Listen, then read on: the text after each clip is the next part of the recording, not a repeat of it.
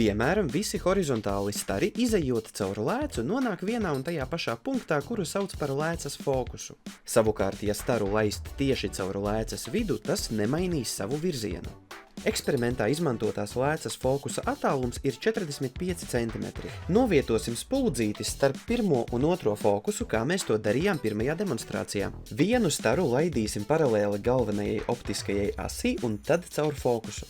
Otru staru laidīsim caur lēcas centru, kā rezultātā abi stari sakrustosies. Protams, mēs nekonstruējām pilnīgi visus starus, kas iet no spuldzītes, taču šāds schematisks pieejams ļauj saprast, kur un kāds attēls veidosies. Precīzi kā eksperimentā, attēls sanāca apgriezts un palielināts.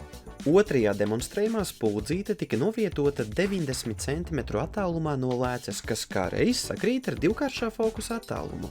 Konstruēsim starus. Redzam, ka tie sakrustojas otrpus lēcei arī divkāršā fokusa attālumā, kas rezultātā iedot mums apgrieztu attēlu, kura izmērs sakrīt ar spuldzītes izmēru dabā. Ļoti līdzīgā veidā mēs varam parādīt arī, ka ja spuldzīti novietot aiz otrā fokusa, tiks iegūts samazināts attēls. Taču kas notika, kad mēs spuldzīti pielikām pavisam tuvu? Kāpēc neveidojās attēls? Konstruējot staru gaitu, mēs redzam, ka tie vienkārši nekrustojas, tātad attēlam nav kur veidoties. Bet lūk viena interesanta detaļa.